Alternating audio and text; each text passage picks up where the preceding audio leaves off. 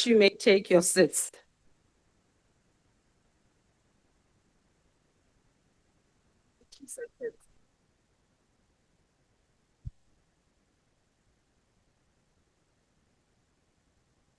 Order, honorable members. Order. Honorable members, can we quietly take our seats for those who are coming into the House? Today marks the first day or the beginning of the Ramadan. Would like to take this opportunity and wish the Muslim community a happy Ramadan. Order, honorable members. The Secretary will now read the order of the day. Reply by the President on the State of the Nation address.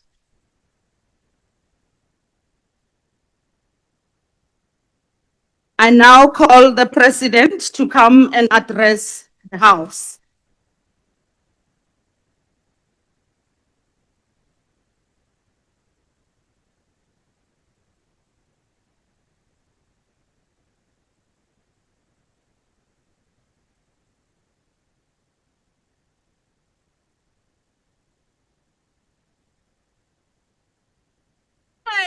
Singo la Ramabrana, lona kamera na babrai, gele gele gele gele.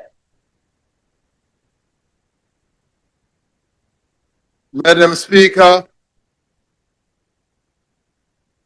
the Chairperson of the Council of Provinces, Deputy President Shipokosha Mashatile, Ministers and Deputy Ministers, Honorable Members,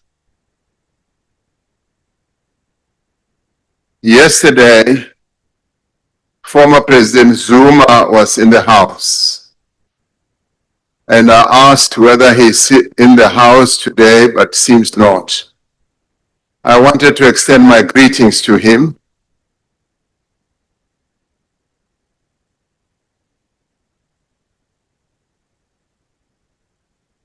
Let me take this opportunity, Madam Speaker, as you have alluded to, that this is the first day of Ramadan, and wish all the Muslims, both in our country and around our continent and around the world, Ramadan Mubarak, and wish them the best. Madam Speaker, I'd like to thank you and the Chairperson of the Council of Provinces and the other presiding officers for overseeing and chairing this very important joint sitting of Cabinet so well and so excellently. Yes, we can applaud. We can applaud our presiding officers for the excellent work that they have done.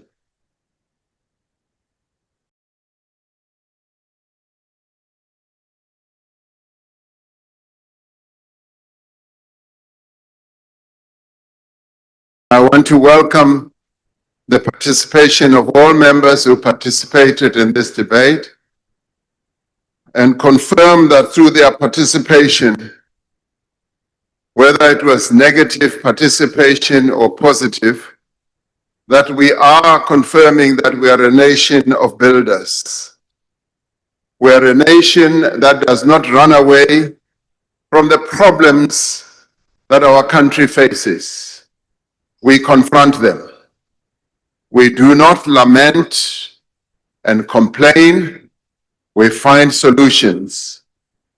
When we faced with solutions, we do not fracture, we do not fall apart, we do not collapse, we unite and we work together to overcome those challenges.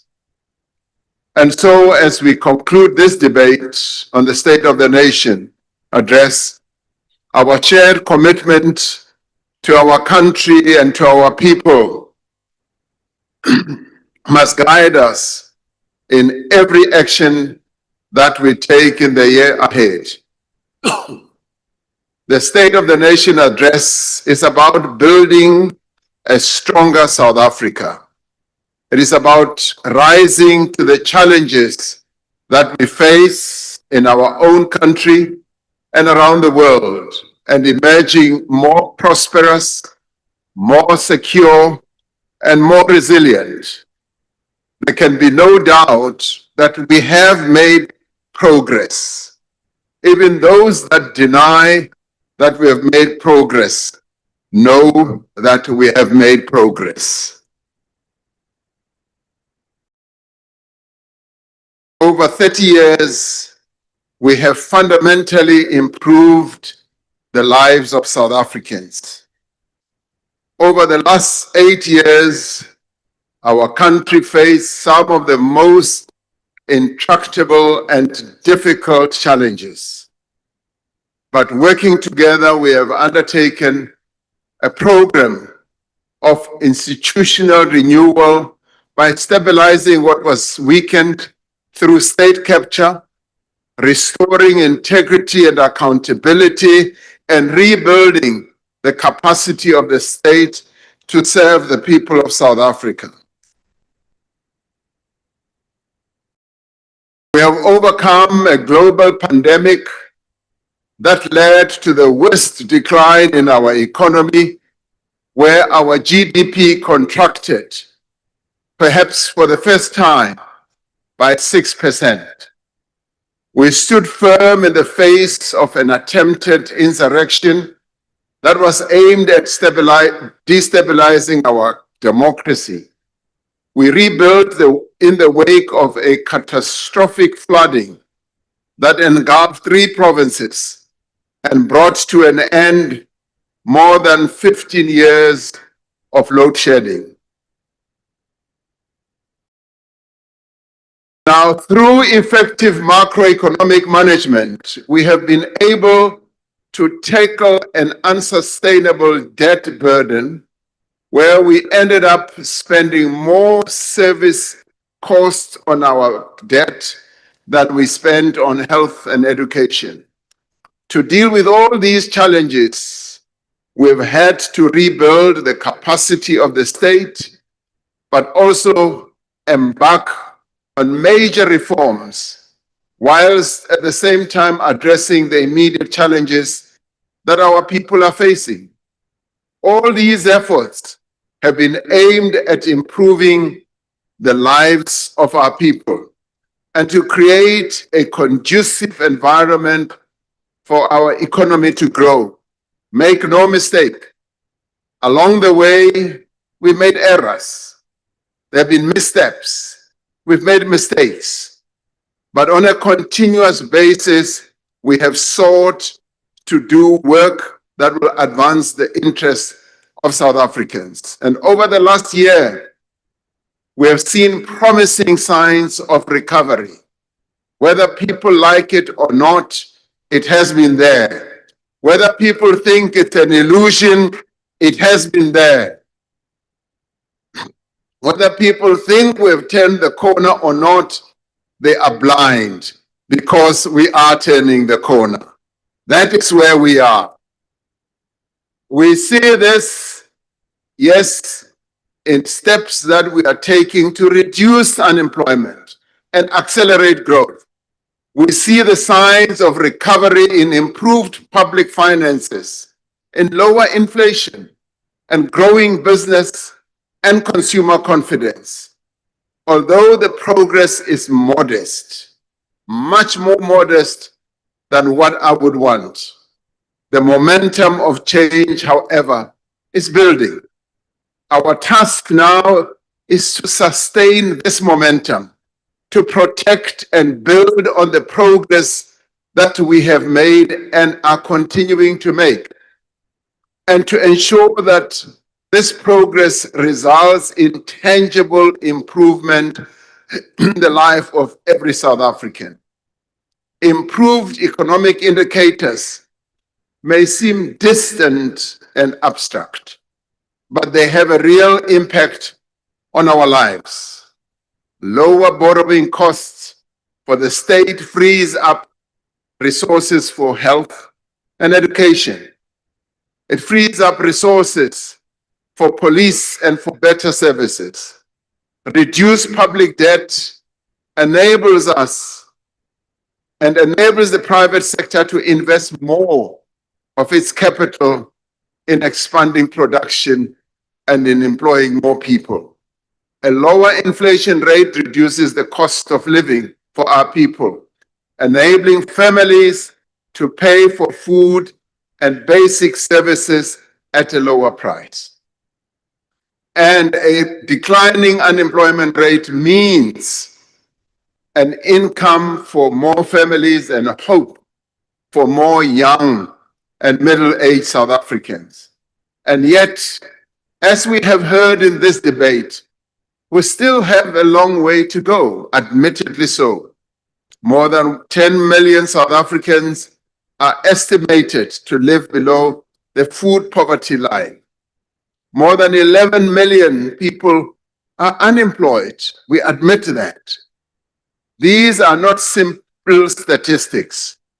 These are individuals, these are families and communities that are facing great hardships, that experience violence on a daily basis, that run short of food, that face water cuts, and that long for a better life.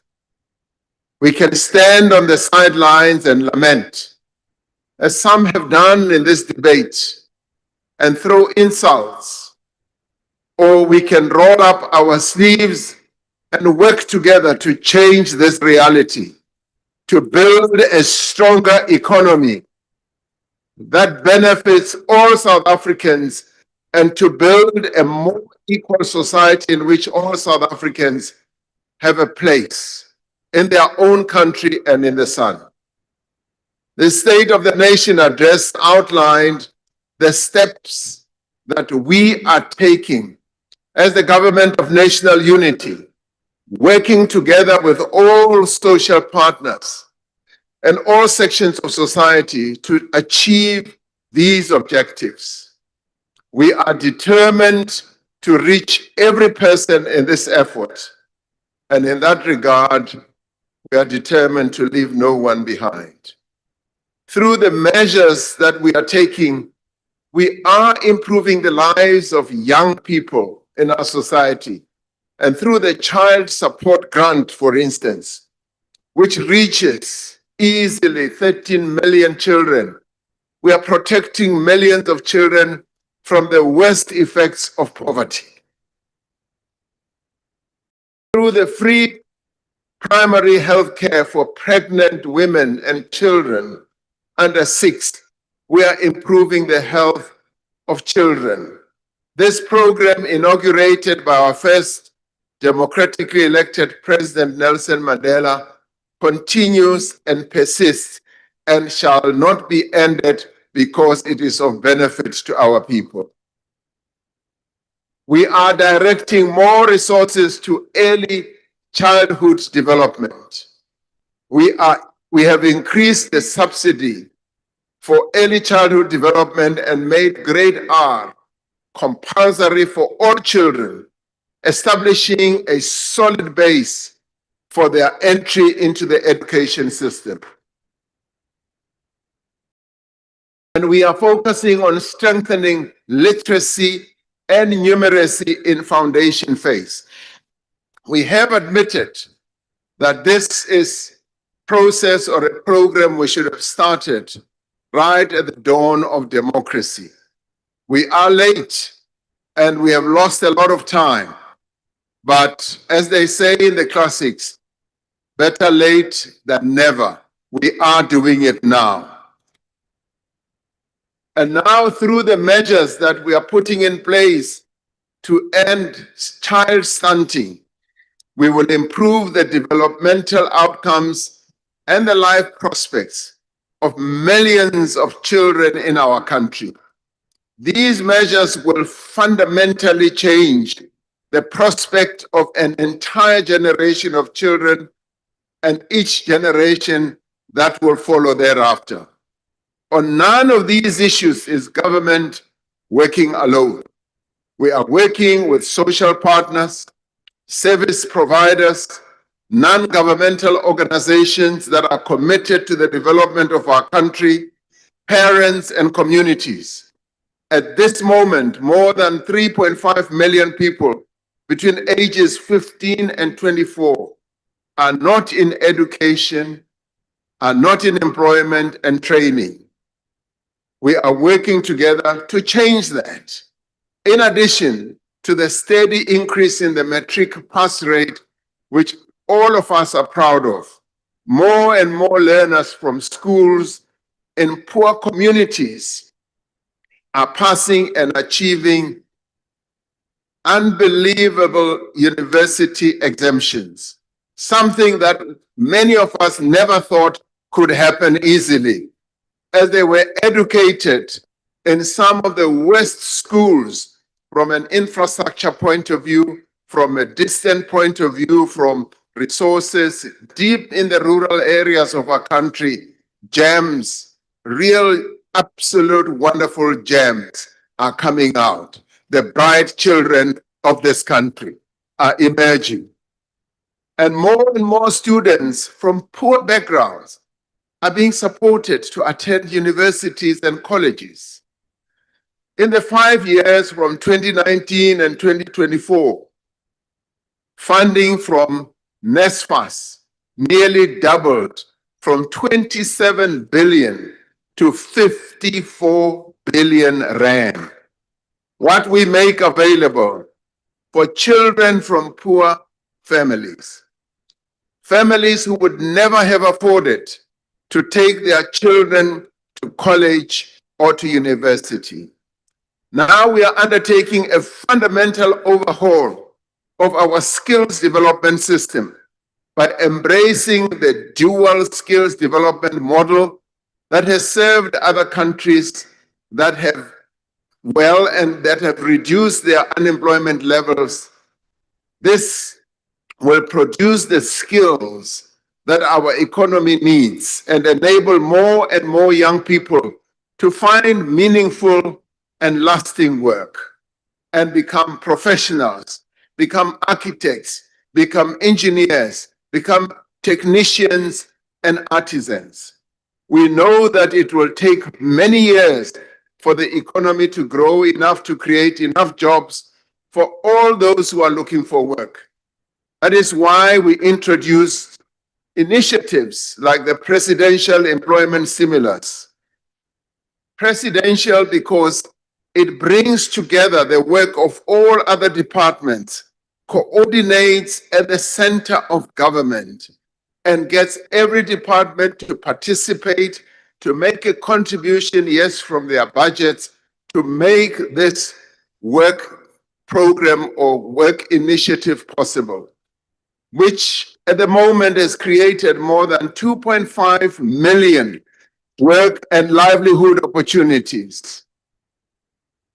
Since it was established in 2020, remembering that we established it in the wake of COVID, the Youth Employment Service, which was also initiated by cooperation between the private sector, yes, and government, we have been able to bring in over 214 young people work experience opportunities.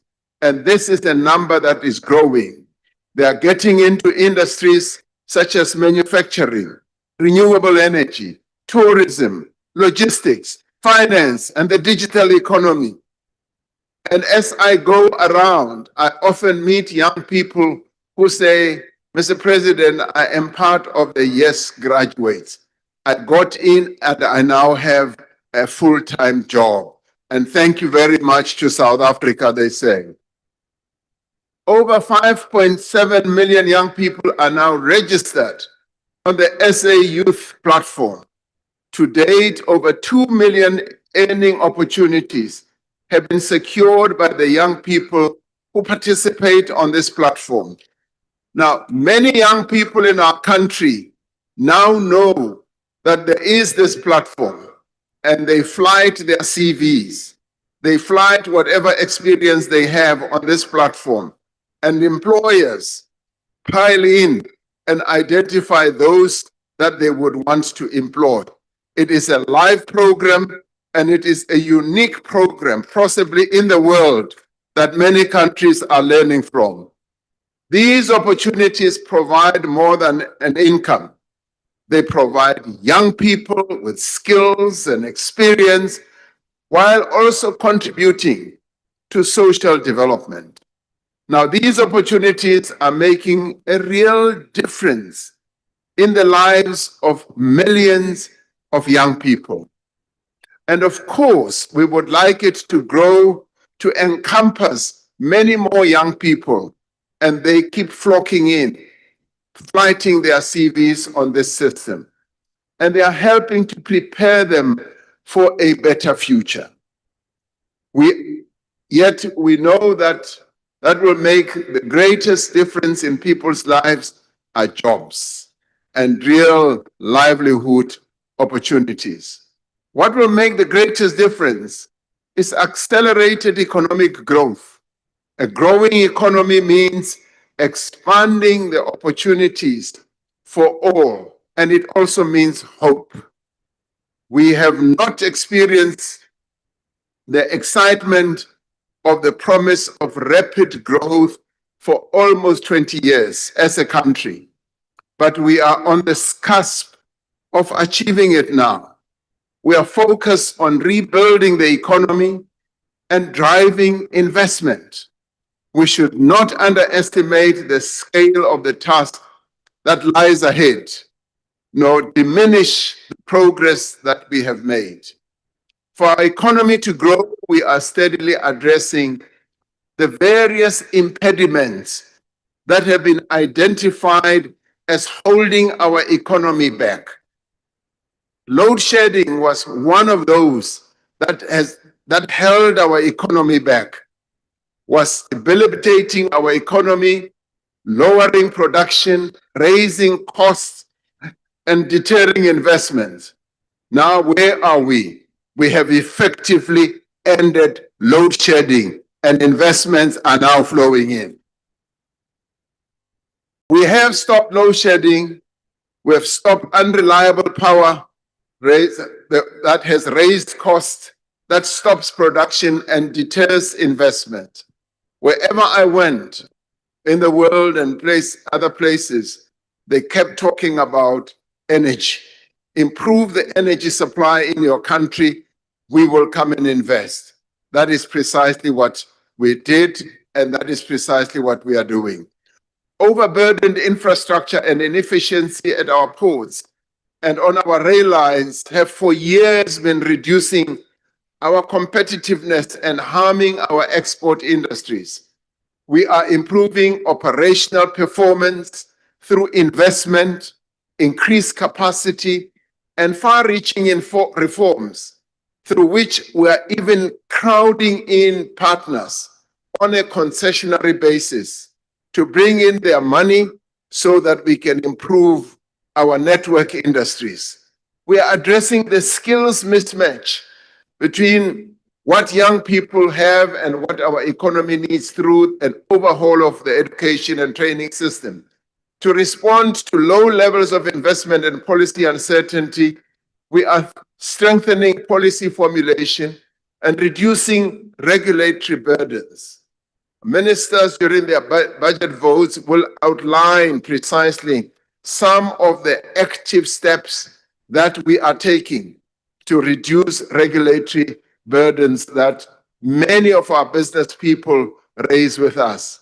We have had to tackle poor governance, diminish state capacity, and yes, we are tackling corruption by focusing on the professionalization of the public service and improved efficiency, and the modernization of our procurement system is something that is now going to happen. We know that crime and insecurity remain significant impediments to growth, which is why we are intensifying the fight against organized crime, gang violence, gun crime, and gender-based violence. Now, I know that in this house there are those who say, Mr. President, deploy the defense force to come and help the police in our areas. And there are those who say, no, don't do so. Now, we are going to deploy the defense force, as we said, and we are going to add the Eastern Cape, because the Eastern Cape people have added their voice to this. And yes, we are going to capacitate our police. We are going to make sure that the defense force becomes focused in ensuring that we rid our areas and our country of gang violence. We did deploy the defense force working together with the police on illegal mining areas. And we were able to tackle that. It has returned in another form, but we are tackling it. Illegal miners are now forcing communities and people out of their houses, but the defense force is on their wake. And the good thing, as we heard on this platform from Honorable Member from Kagiso, the community is ready and willing to work with our security forces, something that we welcome. Our economy has also been constrained by a challenging macroeconomic environment, which is why we've been reducing high debt service costs and supporting lower inflation, and the interest rates are tapering down. Perhaps one of the most immediate impediments to faster economic growth is the dysfunctionality in many of our municipalities. We are addressing this through an overhaul of our local government system, through the review that we are now busy with of the white paper, and through direct interventions in municipalities that are in trouble. The transformation of our network industries is in the end the platform on which rapid, inclusive economic growth will be achieved. Already, South Africans are feeling the benefits of some of the changes, from improved supply of electricity to the return to service of commuter rail lines to the reduction in the cost of data as well. In 2022, we had 205 days of load shedding. In 2023, we had 330 days. This was the most severe period in our energy crisis that stretched back more than 15 years. To address this, we established the National Energy Crisis Committee, or NECOM as we call it. There were groans from some quarters who said, yet another committee, yet another structure, yet another task team. We have heard the same tired refrain from some speakers in this debate. Yet, what NECOM did was to bring together all the key players to focus on the immediate tasks that are necessary to end load shedding, to restore the integrity of our power system, and to lay the basis for stable, sustainable, and universal access to electricity into the future. It succeeded because it was able to draw on the skills, the capabilities, the resources, and the efforts of a broad range of departments and public institutions, as well as the best experts in South Africa and around the world, and to build a platform for collaboration with social partners. It was never about meetings and talk shops. It was about taking a hands-on approach to solving the problem, making sure that things do actually get done and that they get done quickly. That's what it was about. The experience of NECOM shows that complex problems need collaborative solutions. Now, through its Generation Recovery Plan, Eskom has increased its average energy available factor from 56% in April 2023 to around 65 and edging towards 70% at the moment. There is currently a pipeline of more than 220 gigawatts of renewable energy projects at various stages of development.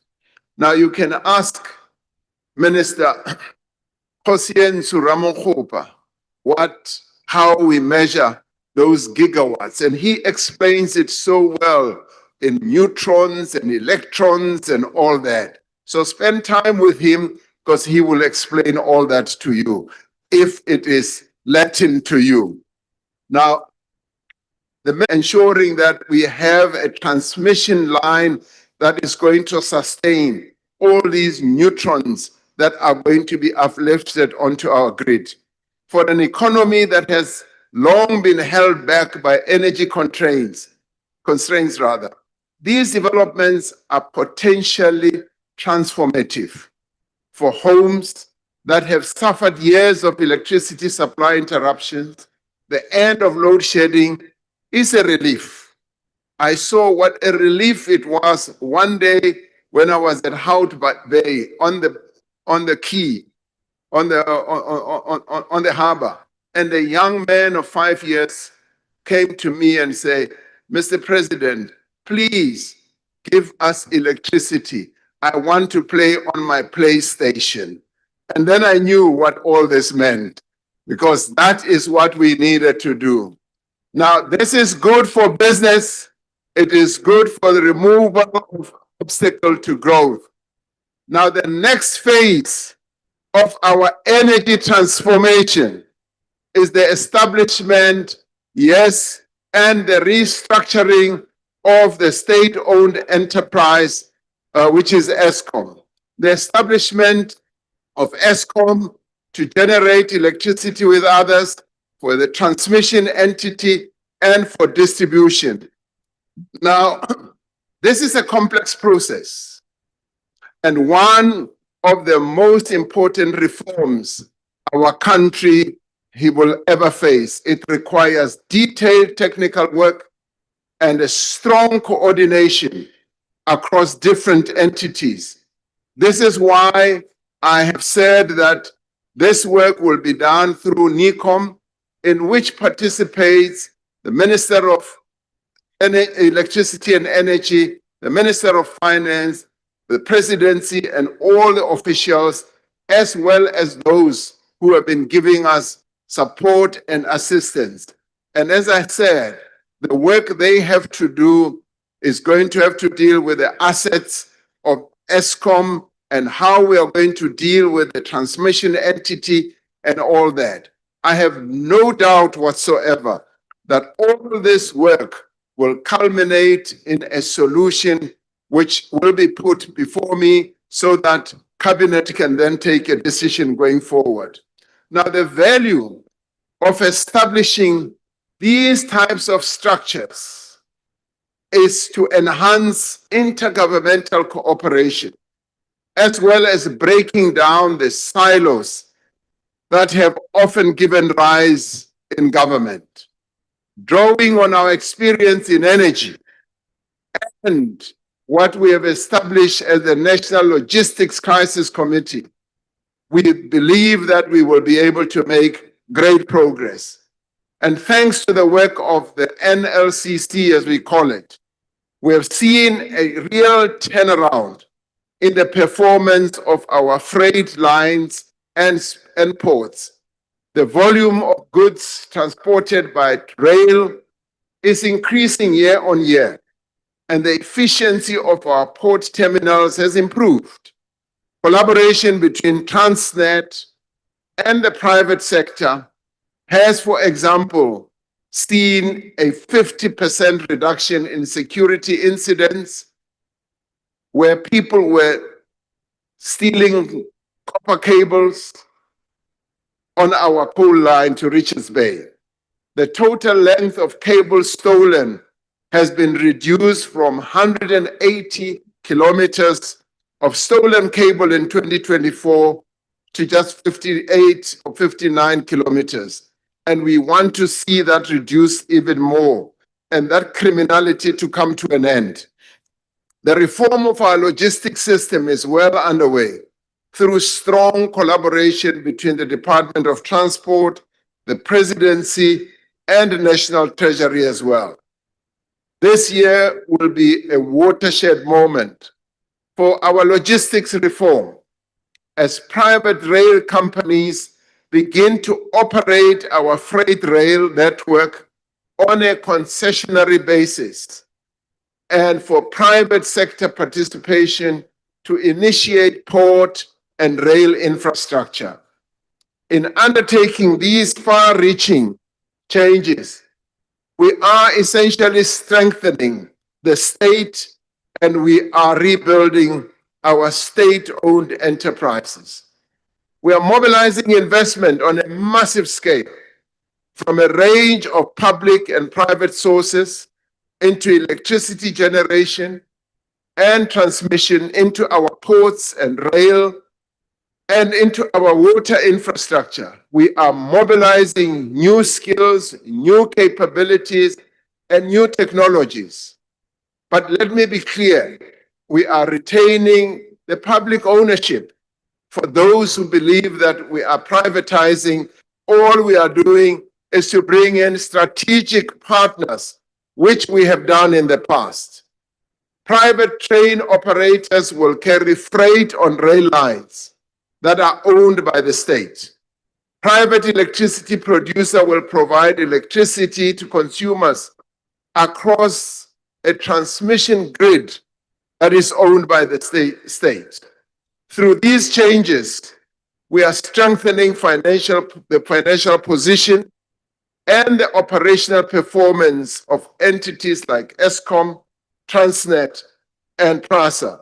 We are making them more competitive and more efficient.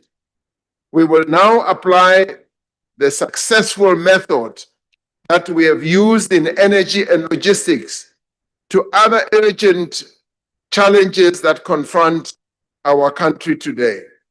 We are already working to establish a National Water Crisis Committee to restore a reliable supply of water to our municipalities that face disruptions right now, but also to ensure water security in the long term. Minister Majudina this afternoon has made an announcement of increasing the capacity of ensuring that the reservoirs capacity is increased, particularly the Gauteng area. Like electricity and logistics, the crisis in water has many causes stretching back many years. Like electricity and logistics, we have already embarked on a far-reaching reform process that will fundamentally change the way that the water sector in our country functions and serves the people of our country. Now, this in the end will enable investment in water infrastructure to meet the growing demand and build our resilience to climate change alongside institutional reforms to enable greater investment and stronger regulation of the water service delivery. It will also require mobilizing resources and expertise to support municipalities that are in crisis and make interventions more quickly and more effectively where they consistently fail to meet set norms and standards. Now, the National Water Crisis Committee is building on the work that we have already done by the Water Task Team chaired by the Deputy President, by Operation Vulindlela, by the Department of Water and Sanitation, and by various respective municipalities to drive local production and create more jobs in sectors with great potential. We are finalizing our national industrial policy, focusing on decarbonization, diversification, and digitization. This will contribute to building an economy that is equipped for the future, drawing on the vast capabilities and the abundant resources that we have, both natural resources and human capital resources. As we build an economy for the future, a number of industries in our country are currently in distress. The presidency, together with the Department of Trade and Industry and Competition, and the Department of Electricity and Energy, as many of these are distressed because of energy affordability. We're working with individual companies and sectors to develop short-term plans to stave off closure and save local jobs. Among the sectors that are involved are cement, the auto sector, the steel sector, the pharmaceuticals, as well as the various smelters that we have in our country, whether it's manganese or chrome. In addition, there are sectors such as oil and gas that require coordination across government departments and planning together with business and labor. In all these efforts, we have to show determination and urgency. It is not only in the area of economic growth and transformation where collaboration, partnership, and focus needs to play a key role.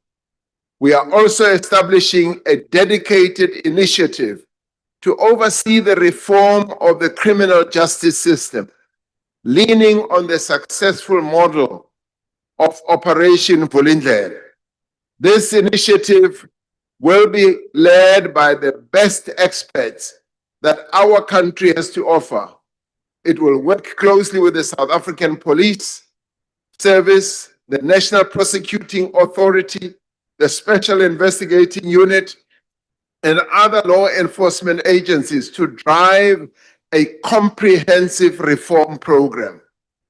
Other countries, when faced with the threat of organized crime and the penetration of criminal syndicates, have been able to reform their criminal justice systems and to restore the rule of law.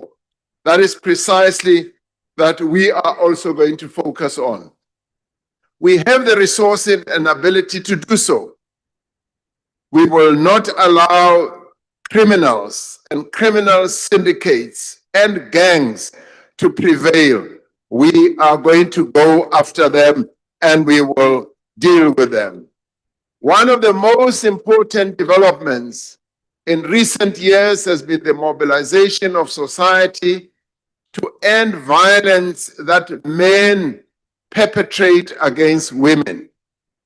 Faced with this pandemic of violence, South Africans came together to develop a national strategic plan against gender-based violence and femicide. And since the adoption of the plan, government departments, agencies, NGOs, business organizations, sporting bodies, educational institutions, and others have been working together to implement the 6 pillars of this plan. Now, in working on this, the implementation of this plan, they understood that gender-based violence and femicide cannot be stopped by government alone. It must be stopped by society. But it must also be stopped by this parliament. Since the law was passed, and since you crafted the law that you should appoint the council members, I have been waiting on you to finalize the appointment of the council. And the women of our country have been impatient, waiting for this parliament to finalize the appointment of the council. Over the past 5 years, South Africa has made progress in critical areas of gender-based violence. We have strengthened the laws, expanded survivor-centered services through the Tutuzela care centers. Although I must say that we still have too few Tutuzela centers. I want us to have more Tutuzela centers so that the women of our country can have refuge. We have rolled out victim-friendly rooms at police stations and invested in women's economic empowerment as a critical pillar of prevention. And for the first time, we have a national prevalence study that gives us clear evidence of the scale and drivers of gender-based violence. These gains matter, and they show what is possible when the state and civil society act together. And yes, we are going to move towards having social workers in the police stations, because that is going to be one of the game changers.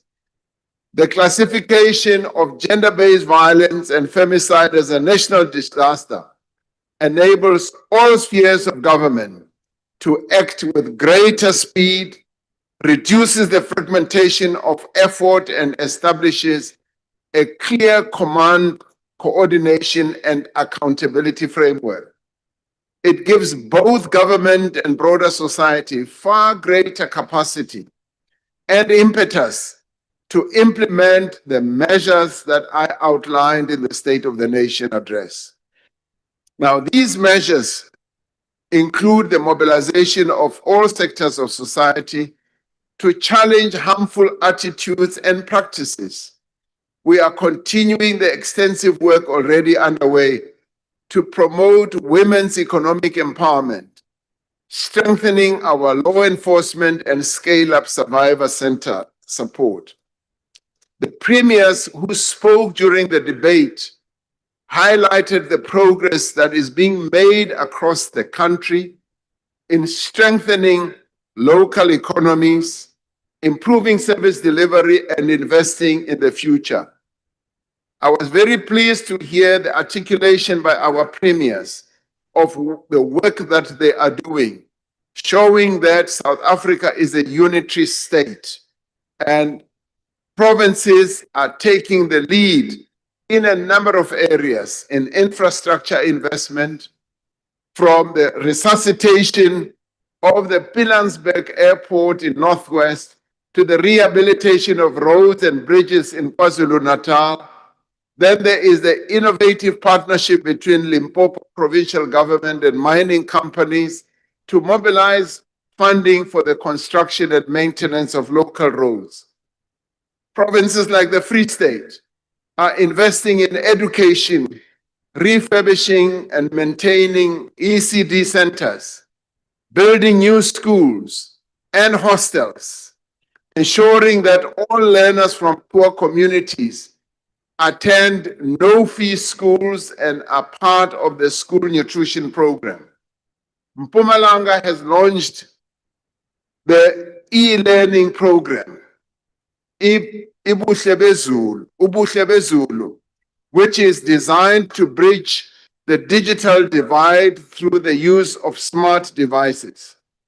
We welcome the initiative by KwaZulu-Natal to forge provincial skills compacts with the private sector in logistics, in energy, in construction, and the digital economy. We also heard about how Mpumalanga is investing in health, appointing doctors to community health centers and building new clinics and hospitals, including the Middelburg Regional Hospital and the Mapulaneng Hospital. Limpopo is providing leadership on tackling the country's water challenges, establishing operational war rooms in the Mopani district, particularly in Giyani, to ensure that water reaches the remaining 5 to 20 villages. The Premier of the Northern Cape outlined the work that they are doing and have done in the province to drive investment in mining, in renewable energy, in infrastructure, and in education and health. It is these efforts that have contributed to the steady improvement of employment. In the Eastern Cape, roads are being built. In the Western Cape, the focus is on fighting criminality, and the Premier spoke with great passion here about the need to tackle gangs. And so all our provinces are doing much work to improve the lives of our people in our country, and that pleased me no end. Gauteng has introduced the Rapid Land Release Program to enable investment and expand access to affordable housing. And the Western Cape is also contributing to job creation by expanding tourism, increasing air access, and promoting foreign direct investment in key sectors. And the Free State is setting an example in the provision of government services through the Integrated Services Program to reach rural and underserved communities. Now, this initiative brings together various government entities and departments to offer comprehensive services to communities, ranging from the issuance of title deeds, birth certificates, and IDs to business support. Now, the Premier of the Free State spoke about how the loss of the province's #1 status in matric results has spurred the province to do better and to regain its position. She spoke with a little bit of pain that they have lost that #1 slot to KZN. But we welcome that determination, as provinces should be learning from each other. She promised that they will be back to the #1 slot once again, and we wish her well. Now, we want our provinces to make sure that we work together as a unitary state. They should be driven by improvements and lessons that they see in other provinces, so that they not only improve their matric passes, but they improve their health outcomes. They improve their service delivery by learning from each other. They should learn what other provinces are doing to reduce crime.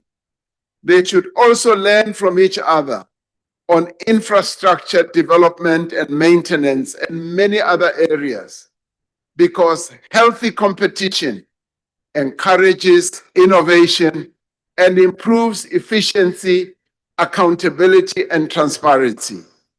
I say this because they should never be afraid to see how others are doing so that they can also learn and improve.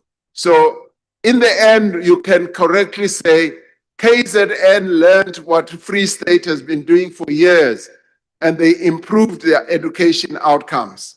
And similarly, other provinces should do the same. I know for a fact that the Northern Cape has been learning from the Free State. That is why they've had such great improvement.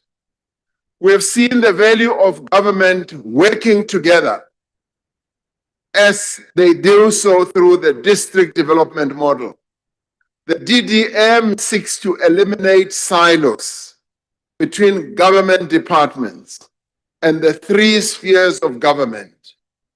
A number of ministers and deputy ministers and premiers who spoke here spoke about the efficacy of being able to work together, and more particularly about the district development model, because this system further aims to strengthen integrated planning and coordination, improving service delivery, eliminating fragmentation, and ensuring inclusive and people-centered development in our country. This system brings together national, provincial, and local government and stakeholders like organized business, labor and community organizations, and in particular, a district to collectively address challenges. Where the DDM has been integrated into government operations and structures, it has begun to make meaningful and measurable progress. For example, The work done by the Presidential eThekwini Working Group, in line with the district development model approach, has contributed to significant improvements in the city. Once again, eThekwini or Durban has become the tourist mecca of South Africa once again. And it has attracted investors to come back not only to build hotels or to refurbish the very famous hotels along the beach front. It has attracted many other businesses. By bringing national, provincial, and local government together with business, labor, civil society, and residents, we have seen the improvements in delivery of service like water and sanitation, and the recovery of key industries, increased business sentiment, and improved efficiency of the Durban port. In the State of the Nation, I said our Constitution calls on us to redress the injustices of the past, to build a society that is equal and just. We cannot do that, remembering that the marquee objective of our Constitution, which is embedded in the opening lines of our Constitution, talks about redressing the injustices of the past. We cannot do that without transforming the various aspects of South African life, but more particularly the economy. It cannot be acceptable to anyone in this house for African people, colored people, and Indian people to be poorer and have fewer opportunities than white people. It cannot be acceptable. And remembering that that was the order of the day in the past, and it can therefore never, never, never, never be acceptable that that should continue. Because that is what defined our life under apartheid, where it was legislated, where it was practiced and protocol, convention, and experience that Africans, Indians, and coloreds should forever be denied by law to participate in the economy of the country. It cannot be acceptable that anyone in this house would want women to earn less than men and to own less than men and to run fewer businesses than men. It is something that we simply must never accept. And yet there are people in this house, in this very house, in the debate, who tell us to get rid of the very measures that have been put in place to correct the gross injustice of the past. It cannot be. We cannot accept that. They say we must rid our country of broad-based Black economic empowerment, falsely claiming. Order, honorable members, can we please allow the president to address the House? Order, honorable members. Honorable members, can you please allow the president to address the House? President, take a question. He's been sitting there attentively listening to your inputs. Now he's responding to you. You are disturbing him. Please allow him an opportunity to address us. You may proceed, Honorable President. He must call them out by name. Now I can see that this is leading to a lot of excitement. Can I finish, please? Can I finish? Now, you know, this issue touches a very raw nerve in me because it is one of the principal issues that we sought to get rid of from this country, the inequality and the exclusion of Black people from participating in the economy of the country. Now, so you know, Minister Mantashe and I interface with this issue so directly in the mining industry, where by law, workers were divided, that white workers who did exactly the same work as what black workers did would be advantaged and be given a certificate, what we call a blasting certificate.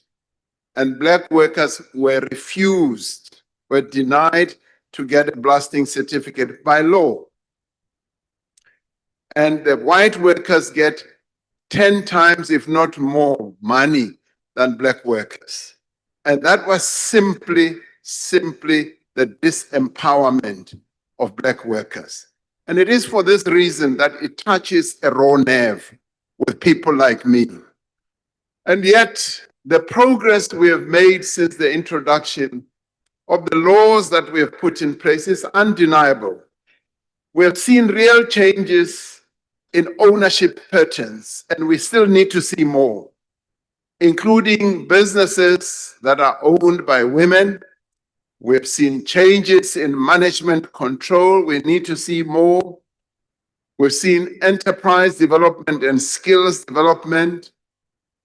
It is no accident that between 2002 and 2023, Black African households experienced real income growth of 46%, and colored households 29%, and Indian households 19%. It is no accident that the level of poverty, yes, in Black African population fell by 67% in 2006 to 44% in 2023. Nor is it any accident that the level of poverty in the colored community fell from 43% to 25% in the same period. Now, despite this progress, the average income of white households is still nearly 5 times higher than that of Black African households. This is the gulf that we must close through deliberate and sustained efforts to expand opportunity. This is the gulf that we must close through the economic empowerment of those who were prevented from accessing those opportunities. Now is not the time to abandon Black economic empowerment. Now is not the time to make it, now is the time to make it even more effective. Now, just remember what our forebears who drafted the Freedom Charter said. They said, these freedoms we will fight for side by side throughout our lives until we have won our liberty. We should all be working together to ensure that we rid our country of the injustices of the past. So therefore, we must see broad-based Black economic empowerment, not as a cost to the economy, but as an investment in the sustainable growth of our economy. And that is why I announced in the State of the Nation that we are undertaking a review of broad-based Black economic empowerment framework to ensure that it supports greater transformation and inclusive growth. During the course of this debate, MPs have spoken on behalf of their political parties. Now, when they are out there in the streets, they obviously campaign for their political parties. But in cabinet, there are no parties. There are no ANC, DA, IFP, PA, UDM, GOOD, FF+, or PAC, or Al-Jama ministers. Every minister and deputy minister is appointed by the president, not on a party political basis, is part of a collective working together to implement a common program. to medium-term development plan. So no minister or deputy minister should be publicly claiming their work in the GNU as an achievement of their party. In many cases, the basis for their achievements were laid before they even came into office.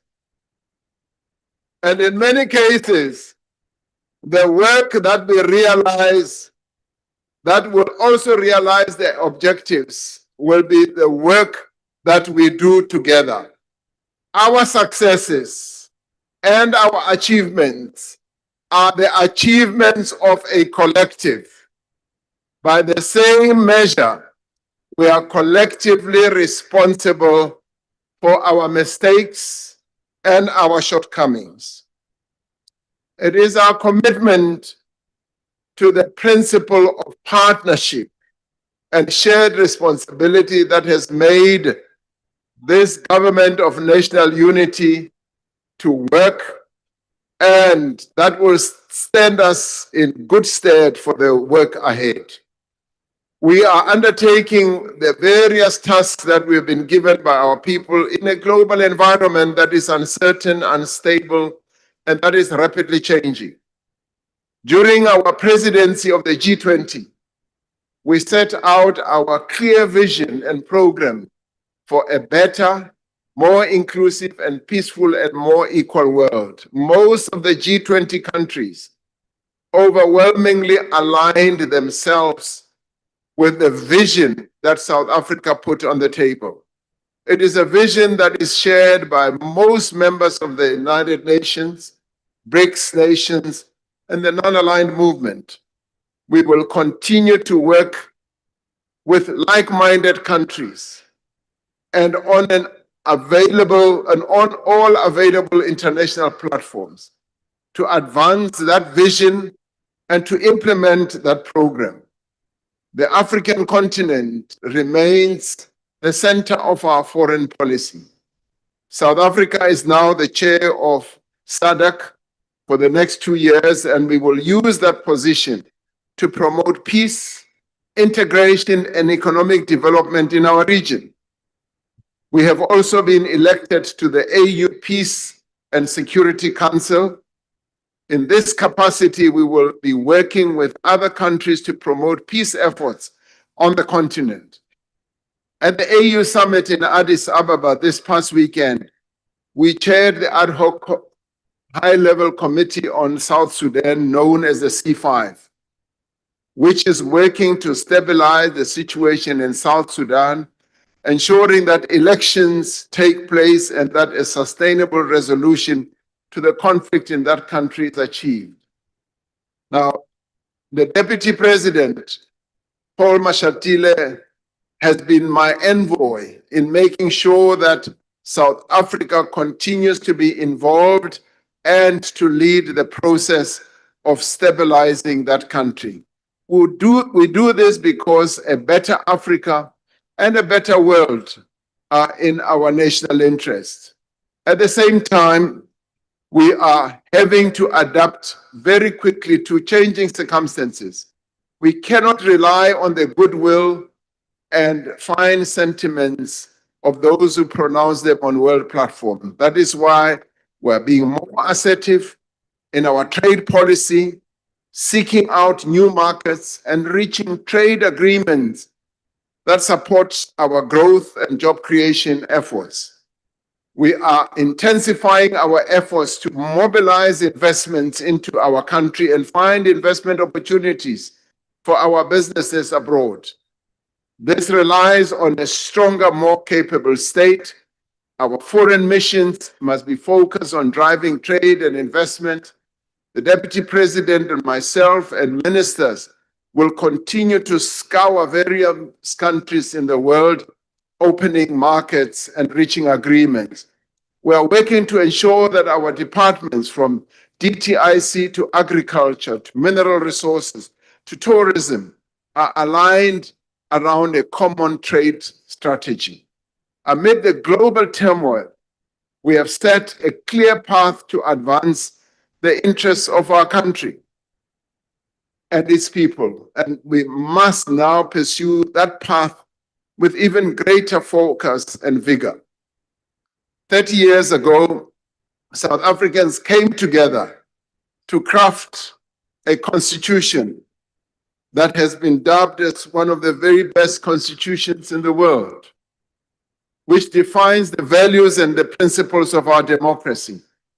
It places on it and on us a responsibility to correct the injustices of the past and to ensure that all people would progressively be able to exercise their right to housing, healthcare, food, water, social security, and education. As a nation, we have traveled far in giving effect to the promise of our Constitution, but we have much further to go. It is therefore fitting that this year, South Africans will once again come together to forge a vision for our country into the future and to agree on a program of actions that we need to achieve to make that vision alive. This is the year in which the national dialogue will reach every corner of our country. This dialogue is led by a steering committee of more than 100 people representing 30 sectors of our society. It continues to be guided and inspired by the eminent persons group of prominent South Africans, drawn from many fields and backgrounds, who have all made a contribution to social cohesion and nation building. It is ultimately the people of this country engaged in dialogue and united in action who will determine the path our country takes. Dialogue and partnership are essentially woven into the fabric and the DNA of our society. They have enabled our country to overcome great difficulties, from the crime of apartheid to the political violence of our transition, to a devastating global pandemic and to a persistent energy crisis. It is the spirit that infuses the work of the Government of National Unity, that informs our approach to collaboration and coordination, that encourages us to draw on the resources and capabilities from across society and to solve difficult and almost at times intractable problems. It is dialogue and partnership that will take our country forward. It is the people of South Africa working together who will sustain the momentum of our recovery and who will accelerate progress to an inclusive economy and a transformed society. As I conclude, I want to extend my gratitude to the Deputy President, Paul Mashatile, for his support and leadership that he continues to provide to me and to government for all the work that we do together. And I want to thank ministers and deputy ministers for diligently implementing the actions that are contained in the medium-term development plan. Now, the Deputy President and I are currently spending considerable amount of time evaluating ministers and deputy ministers as well as their directors general. This is part of an effort to promote accountability, to engender a culture of performance and ensure action. I'm grateful to the leaders of the political parties in the Government of National Unity, who I meet regularly to discuss matters of national interest, and their contributions have been very useful in managing the challenges our country faces. And I thank all of you honorable members who have participated in this debate and who are present here.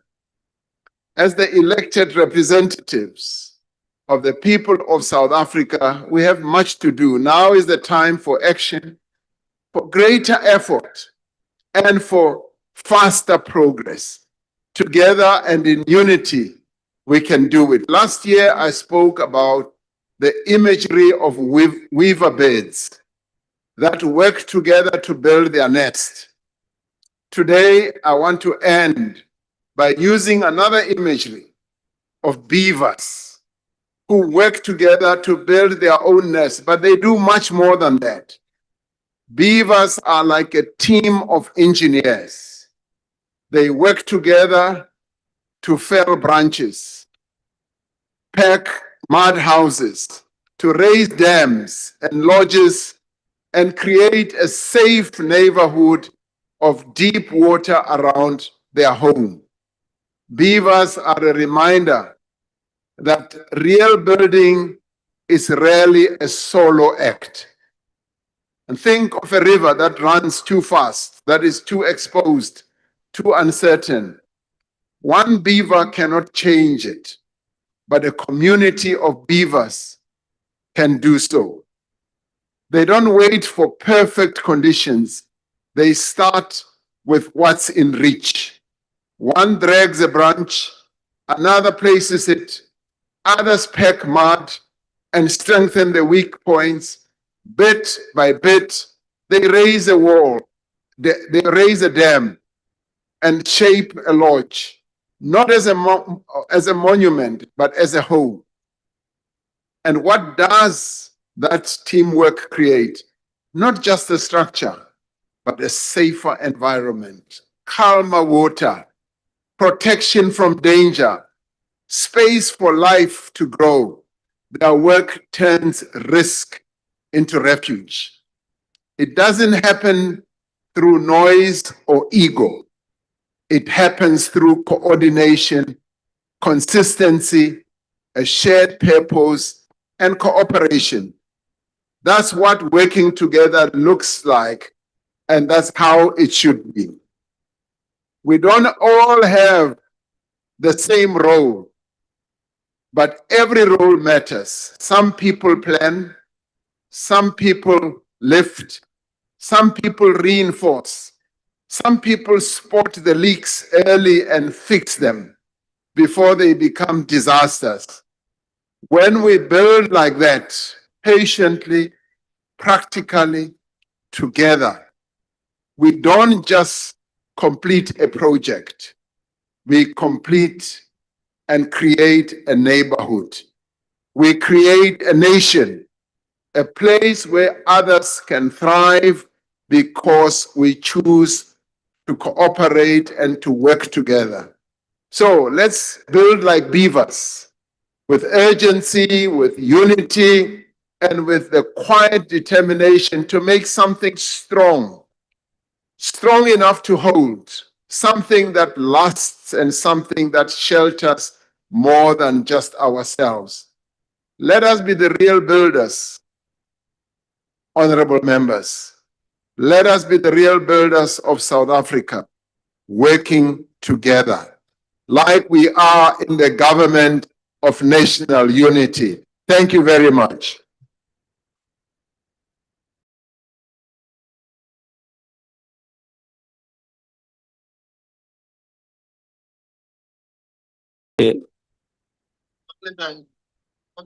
Now Order, honorable members.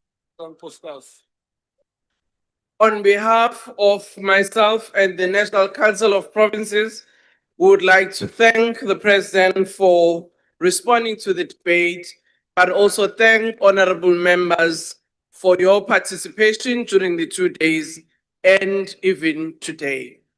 I just want to remind members once again that let us remember our rules, our joint rules, particularly if the two houses are in session, but also when individually our houses are sitting, let's remember the rules that we had agreed to. Again, I would ask once more that when a member has not been recognized, please don't open the mic and speak on it because it does disturb those who are making their inputs on the podium. While interjection is allowed, let's also try and respect one another so that people can be heard. Today, you have just been so wonderful. And I really like to thank all of you for having been the best members in this session. Now, we're coming to the end of our business. The joint sitting is adjourned. Some Beaver still. We are happy ANC and MK got a room last night. The Beavers must stop stealing. Le na le stop o rickshaw bana ba batho to Russia. Just Applause la le nkosi. Because for the past 3 days, we've witnessed our parliament in full session. From the fierce opening salvos on Tuesday to the robust provincial voices on Wednesday, and finally to the president taking the podium to have the last word today. It's been a marathon of democratic discourse. A marathon indeed, Tsepo. And like any good marathon, it had a strong start, a grueling middle, and a defining finish. Looking back at Tuesday, the battle lines were drawn early. We had the heavyweights, ministers Haarzavi, Mackenzie, and Chabeni defending the GNU's track record with data and determination. But the opposition came out swinging. Mr. Malema of the EFF didn't hold back, accusing the president of losing control of his own cabinet and failing on basic service delivery. The MK party's daughter, Litchfield Chabalala, and Mr. Van Rooyen also kept up the pressure, insisting the SONA was merely a wish list.